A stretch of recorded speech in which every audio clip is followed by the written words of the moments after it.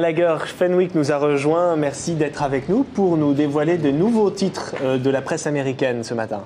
Voilà, alors tout à l'heure on a fait l'international. Là on va faire le national ou ce que les Américains appellent le domestique. Ça commence avec l'affaire Rove. Alors là, c'est un véritable ouragan qui souffle sur la Maison Blanche, pour faire une mauvaise métaphore. Deux petits rappels s'imposent. Karl Rove, qui est-ce? Vous le savez sans doute, c'est un peu l'éminence grise de la Maison Blanche. Voilà, sûrement l'homme à qui George Bush doit son élection et sa réélection. C'est ce que beaucoup de gens disent en tous les cas. Alors ensuite, deuxième rappel, qu'est-ce que c'est que cette affaire Rove? Un ex-ambassadeur avait été envoyé au Nigeria afin de rédiger un rapport répondant à la question si oui ou non l'Irak cherchait à s'y approvisionner en uranium. Son rapport avait été dévastateur, c'était non, non, non, 3 fois non. Et bref, à la suite de cet événement, l'identité, le fait que sa femme était un agent de la CIA avait été révélé. Donc c'est un délit fédéral. Exactement, scandale immédiat. L'enquête est rondement menée et très vite, on remonte jusqu'à Karl Rove. Alors, USA Today, ça donne un type de journalisme que les Américains aiment beaucoup, l'investigative journalism, le journalisme d'investigation. On remonte en fait les méandres d'une fuite savamment orchestrée. Il a du mal à nier maintenant, Karl Rove. Il niait au début, aujourd'hui c'est un petit peu plus difficile. Alors, ce qui se passe, c'est que je dirais que la culpabilité est plus ou moins déportée vers un dénommé Libby, qui est le dircab de Dick Cheney, qui est le vice-président.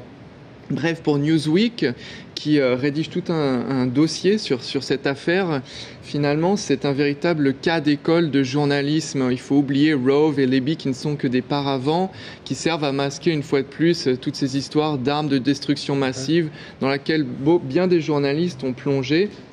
Donc c'est un cas de manipulation de la presse.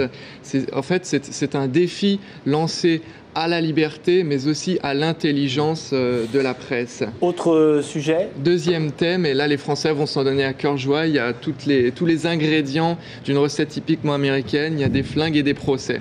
Alors le Congrès vient de voter une loi interdisant aux victimes des agressions à main armée d'attaquer les fabricants.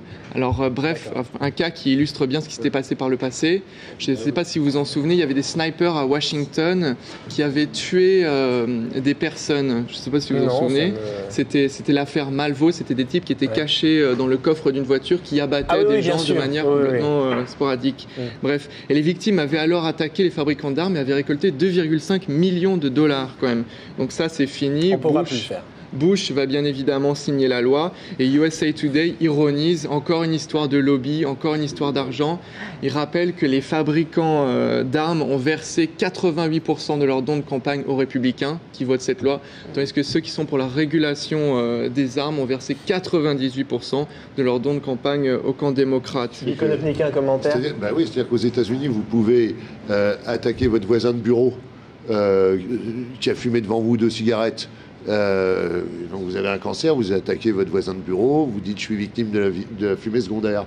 Mais vous ne pouvez pas toucher aux marchands d'armes et aux fabricants d'armes. Très très fort lobby aux États-Unis. C'est quand même extraordinaire. Je dirais que vous attaqueriez plutôt l'industrie du tabac. Non mais l'industrie du tabac a eu des procès et tout, mais maintenant vous pouvez pratiquement dire attendez, il y a des histoires d'enfants qui disent mes parents ont fumé, il y a une histoire dans une histoire de divorce, il y a une dame qui demande des dommages et intérêts et qui va les obtenir parce que son mari fumait, ainsi de suite. Donc on pourrait dire la même chose pour les maladies cardiovasculaires et les chaînes de resto rapide. Ouais. Par contre, ah oui, bien sûr, pareil. Mais vous avez vendu une Kalachnikov à un petit gamin qui a flingué tout le monde, ça on peut pas attaquer. Bon, ça c'est bien. J'avais présenté ce sujet quand même en disant que la presse française allait s'en donner à cœur joie. Voilà. Bien sûr, je confirme. Oui, je suis romancier, mais je suis aussi journaliste. J'adore ces histoires-là, évidemment. Merci beaucoup Gallagher. Merci d'avoir été avec nous ce matin et nous terminons cette émission.